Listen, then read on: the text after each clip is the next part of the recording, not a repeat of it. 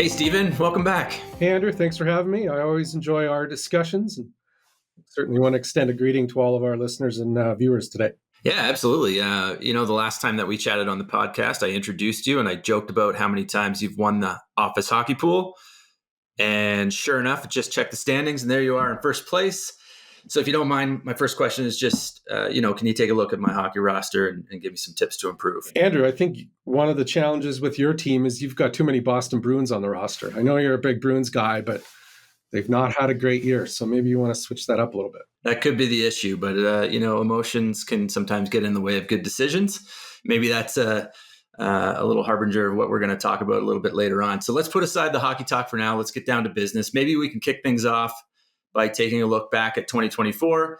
How did the balanced portfolio perform, and maybe how 2025 is shaping up so far? Yeah, no, thanks, Andrew. I think from an absolute standpoint, returns were really strong in 2024, and that included positive contributions from all asset classes. Both cash, bonds, and particularly equities were positive during the year.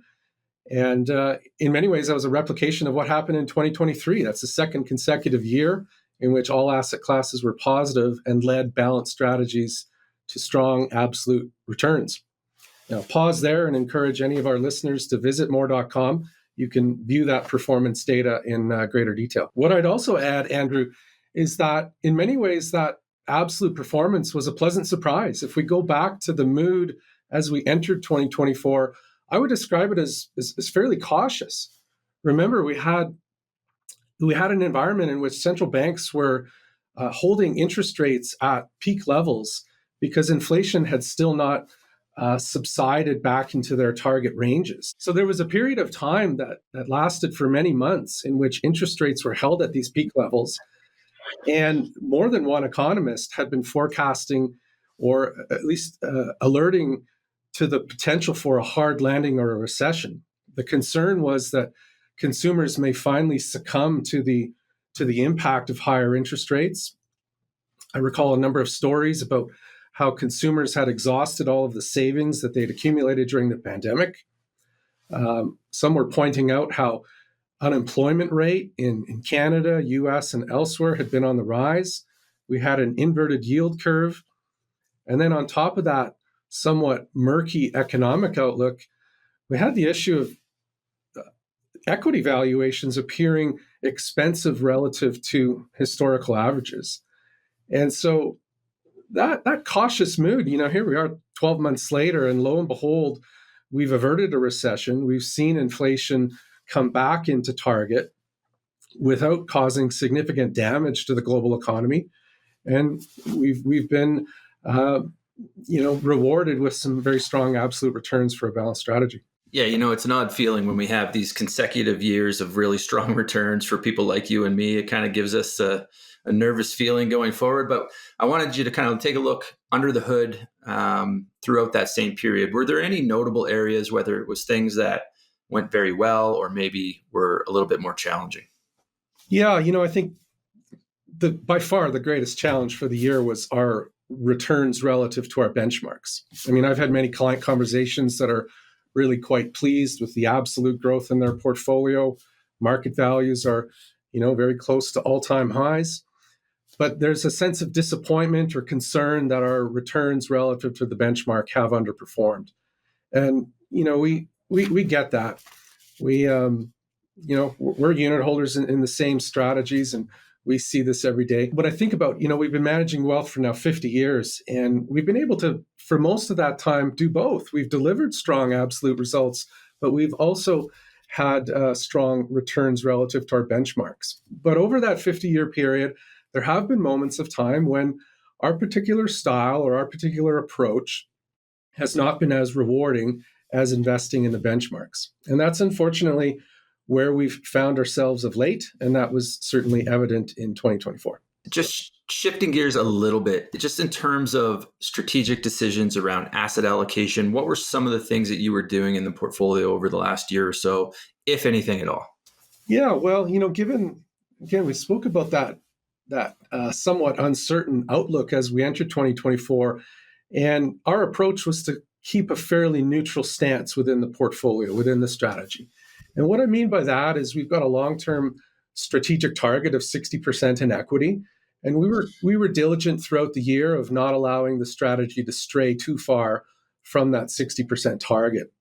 And so as equities performed well during the year, that did result in a number of occurrences through the year where we were just diligent and disciplined about trimming back some equity just to keep that target weight close to 60%. So the view was, we wanted to be cognizant of that recession or hard landing scenario. We didn't want to have the portfolio tilted too aggressively. We wanted to build that resilience should that unfold. But at the same time, we also didn't want to get too conservative because we knew that there was still that possibility that authorities could orchestrate a soft landing. And so that was just the balance that we took through 2024. What I think is maybe more interesting for listeners is that in maintaining that neutrality, we did execute what I would call more of a structural change in the portfolio. And what I'm referring to there is we've introduced an allocation to our U.S. mid-cap strategy. And you may recall, for those that are less familiar with that strategy, this was launched in the latter part of 2021. So it's been in place for almost 3.5 years now. And the mandate for the mid-cap strategy was, as its name might imply, investing in U.S. businesses, but really focused on medium-sized companies. So looking beyond the large mega caps and instead finding businesses that we thought may have a longer term growth potential as compared to their more established peers.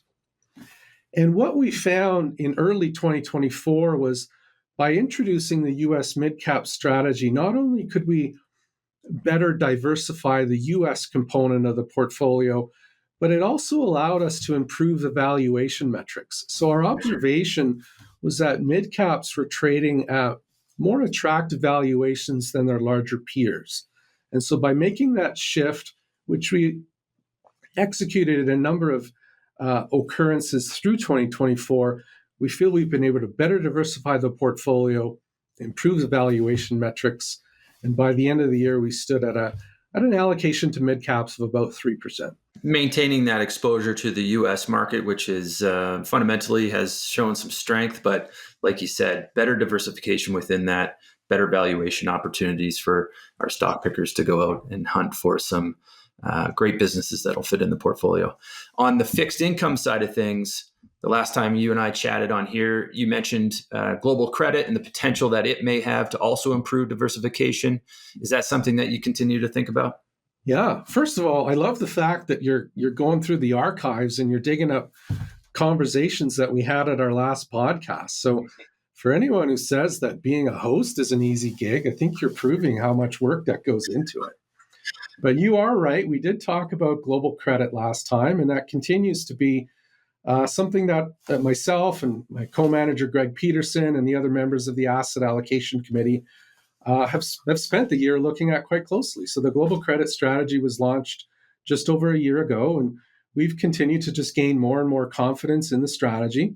I think you've had Brian Carney on the podcast in the past, and so we've been really impressed with how Brian and the rest of the global credit team have integrated within the broader research team. There's been plenty of examples of collaboration between our global credit colleagues and the broader research team. So that has all gone according to plan. The performance of the strategy thus far has been as we expected, and it's gone well given the environment we're in from a credit spread standpoint. And so, yeah, I think, Andrew, I'm glad that you're checking in on that again. The response would be, it's still on our radar. It's not currently within the balanced strategies, but everything that we've seen so far has been very encouraging.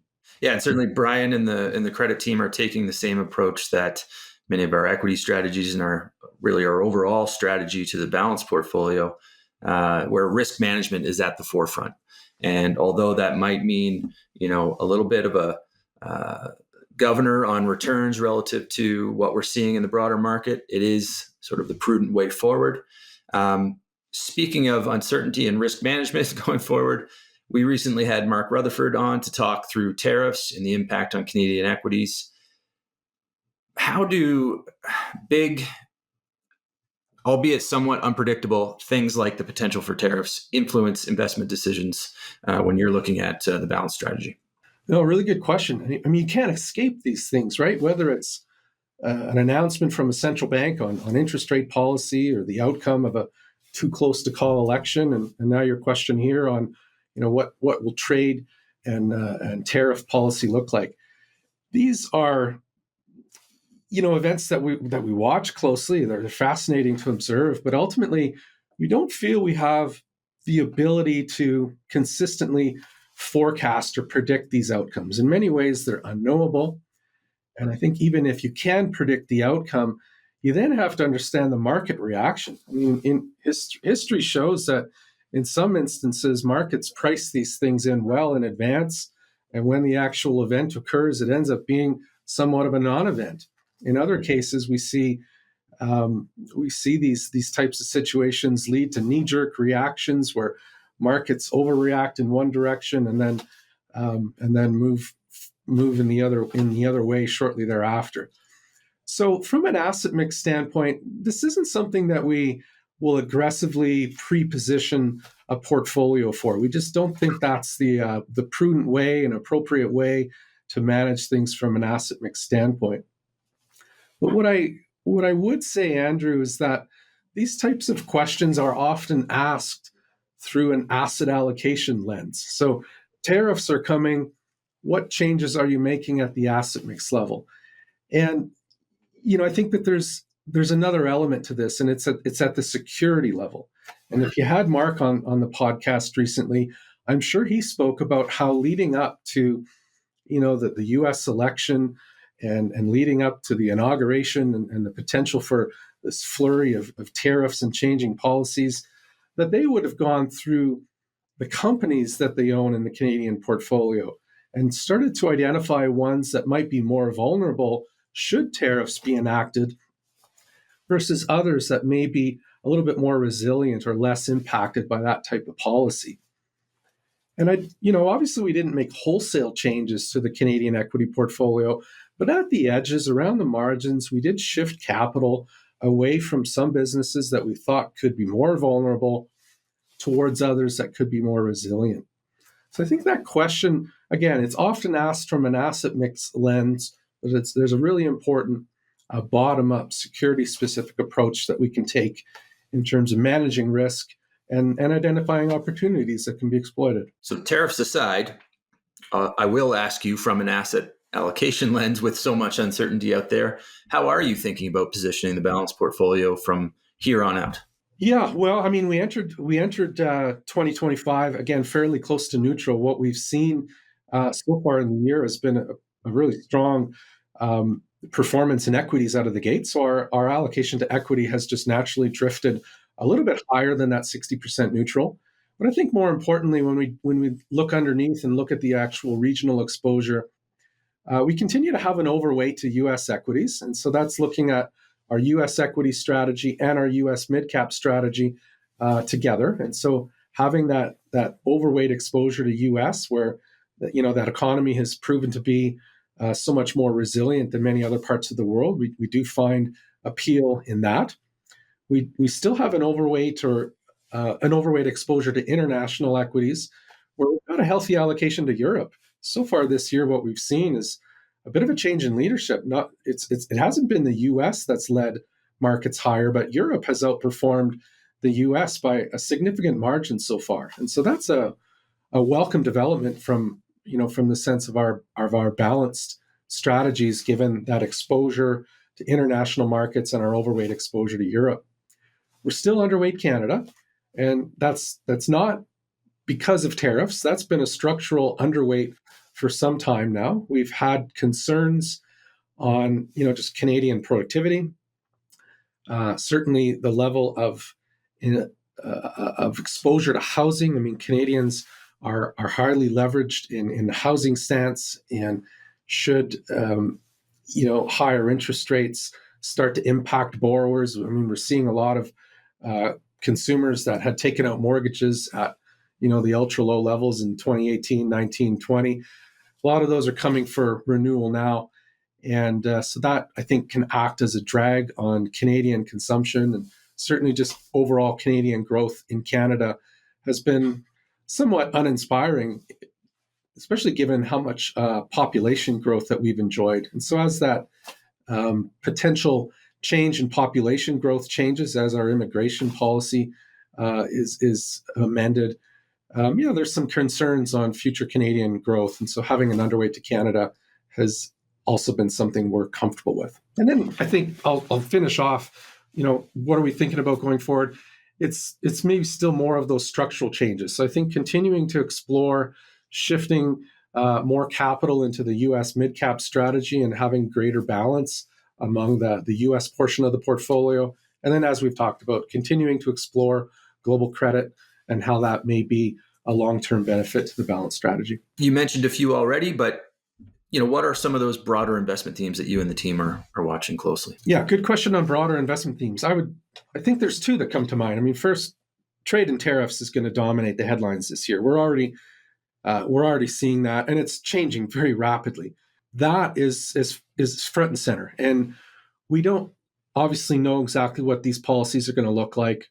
But again, the level of uncertainty does seem higher than normal. Things are always uncertain, but a few of us have noted that this particular moment in time does seem particularly precarious from a global trade standpoint. And the implications for that are broad. It impacts global economic growth. It impacts the volatility and the movement of currencies.